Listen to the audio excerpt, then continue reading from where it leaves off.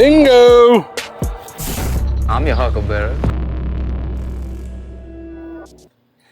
What's up, guys? Welcome back to the channel. Today I wanted to do a video that I've seen a few other people do, but I kind of want to give you guys my opinions on it and see what you guys think in the comments. So let me know below what you think of this video. But what I want to do today is go over the 5 guns, or I guess gun archetypes, that I think every gun owner should pursue or should certainly try to add to their collection. And I'm going to try to put this video together in the order in which I think they matter, so in order of importance. So if you're looking to become a gun owner, if you already are one, hopefully this video will help you make some decisions. If you think I'm completely wrong and you disagree with every decision I make, then hell, let me know in the comments. We'll see how we feel.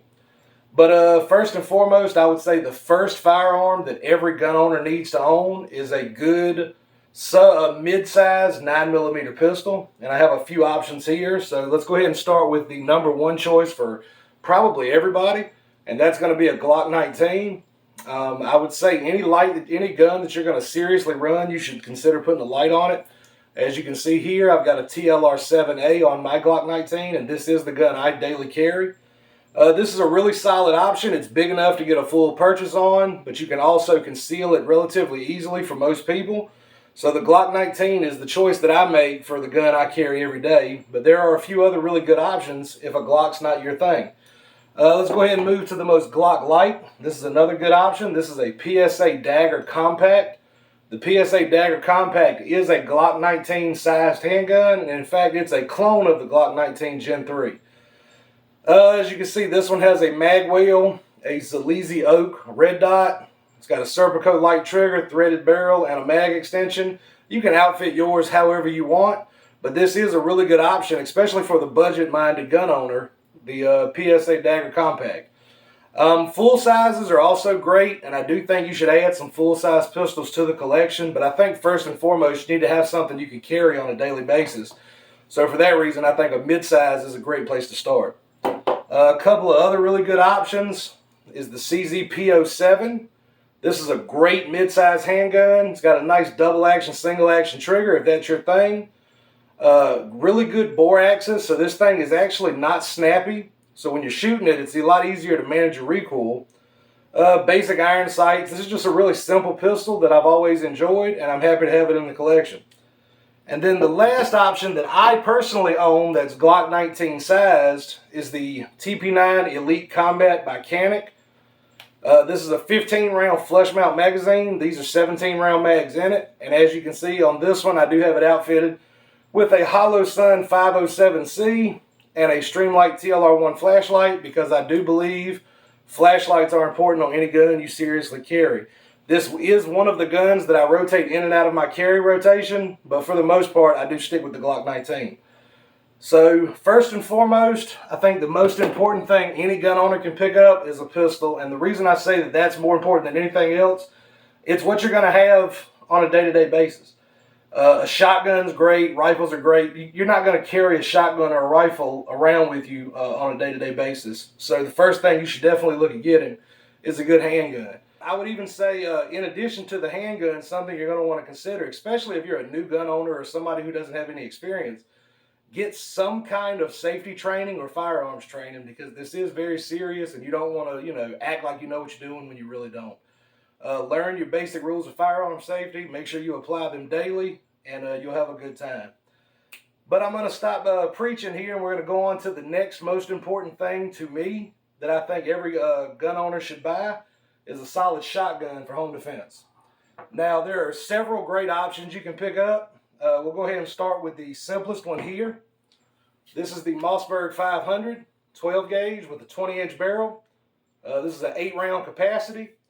And this was actually the first gun I bought when I turned 18 years old. I beat it up. I've had it several years, and then eventually I put a rattle can gold paint job on it, because why not? And it's still serving me reliably to this day. This has been almost 20 years I've been shooting this shotgun. I've never had a single problem out of it. So yeah, shotgun. Few other really good options for a shotgun. This is probably the other most popular one for everyone, the Remington 870.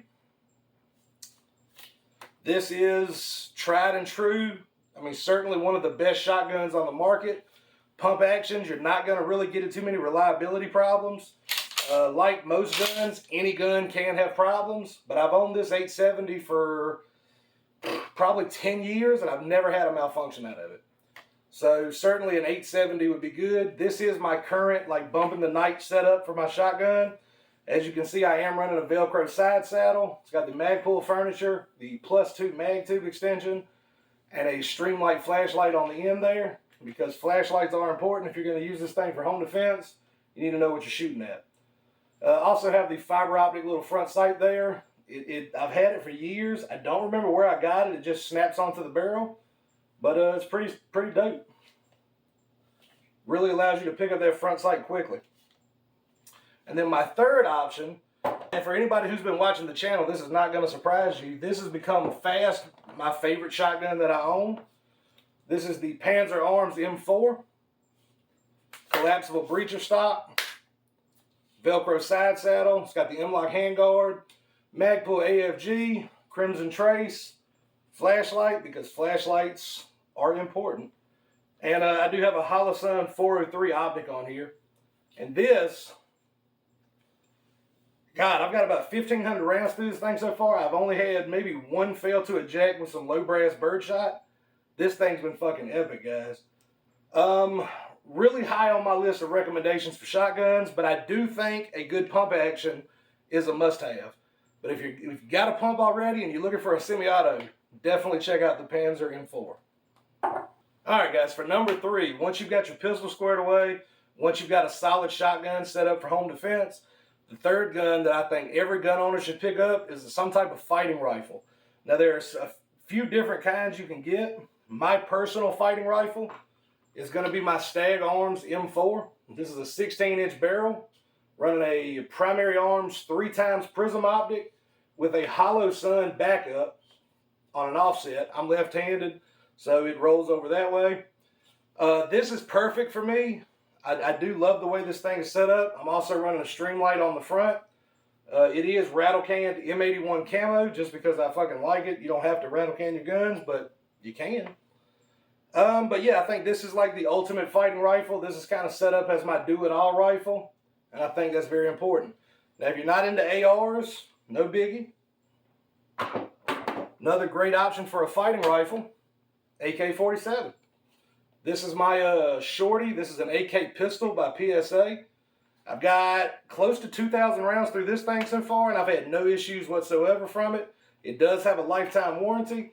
There are better AKs out there, but honestly, I think this one's pretty solid.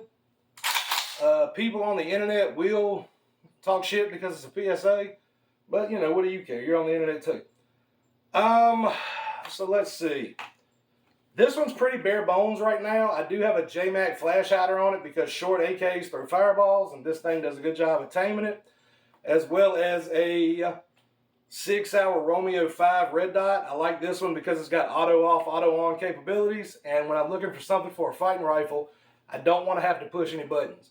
I want it to pick it up, and I want it to work, and that's what this does. So those are my two choices there for a fighting rifle.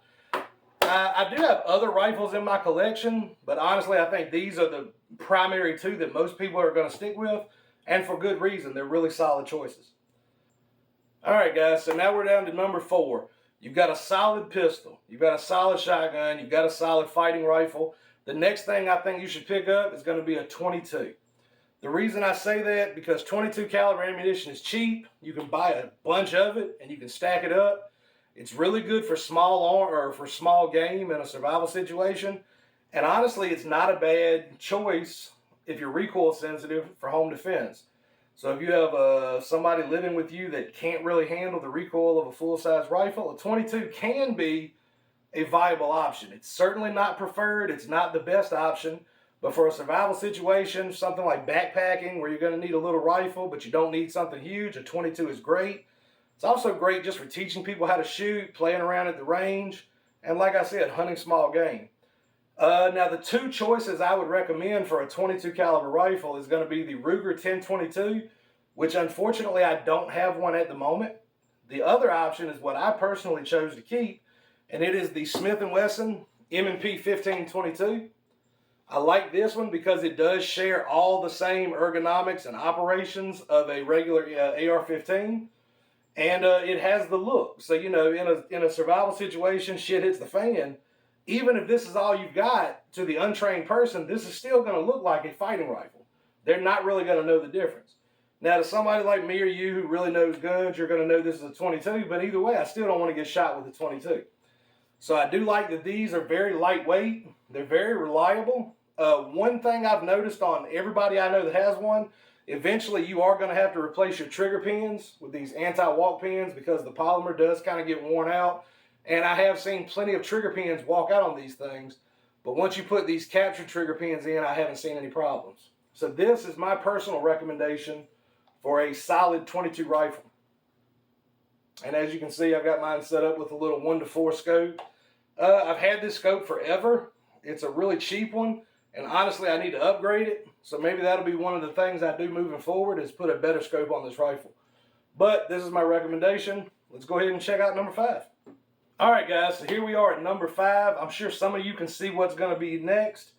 But my 5th choice, and the gun I think everyone should own, one of their top 5 guns, is going to be something in .308. Few reasons for that. You want something that can reach out to longer distances than .223 or 7.62 39. You're going to want something with a heavy bullet for barrier penetration potentially. You may have a threat that's hiding behind something or, you know, whatever. .308 is good to have sometimes. So there's a couple of different options you can go with for .308. You can get something like this right here in a bolt-action rifle. This is a Savage Axis that I've kind of been building up over the years. I got this thing really cheap at Walmart. They had them on clearance. And basically all I wanted out of it was the action and the barrel. So that's all that's original, the action, barrel, and trigger. I did put a trigger spring kit in this. I have a Grimstad Dash magazine adapter, so this will run Savage 110 mags. It's got a Vortex optic on it, bipod, Boyd varmint stock, and this is like my budget, you know, sniper rifle. I ain't doing no sniping. All I do is shoot steel with this thing, but it's a really solid option for a .308. Now, my personal choice, and what I've got set up as my personal .308 rifle, is something like this right here. This is a PSA PA-10 chambered in .308. Some of you guys have seen this rifle already. I did a video on the Riptile paint job. And for me personally, I think this is my go-to .308. 25 round capacity. It's got a really nice Vortex Viper scope on it. Ambi charging handles because I'm left-handed. Everything else on this is pretty much factory. But this thing is fucking great. This is my personal choice for .308. And those are the 5 guns I recommend. So you're going to have a really good 9mm that you can conceal. Shotgun, because I do believe those are best for home defense. Especially if you live in an area where you have neighbors kind of close by. You don't want to worry about over-penetration. Double-aught buck does a really good job of stopping threats and doesn't go through too many walls. After that, like I said, number 3, fighting rifle. Number 4, a solid rimfire. Number 5, you want something with a big caliber. I like .308. The reason I choose the calibers I do, because they're military calibers. So they're always pretty easy to find in store, or even if the stores are sold out, like we've seen with the last few pandemics, you can find them secondhand a lot more easily than like 6.5 Creedmoor or 300 Blackout. So let me know in the comments below, guys. What do you think? Do you think I'm on base with my selections? Do you think I'm totally wrong? If so, hit me up in the comments and let me know. And as always, thanks for checking out the video. Thanks for sticking with me to the end. If you're somebody that's out there in the storm, I hope you're staying safe. I'm praying for you.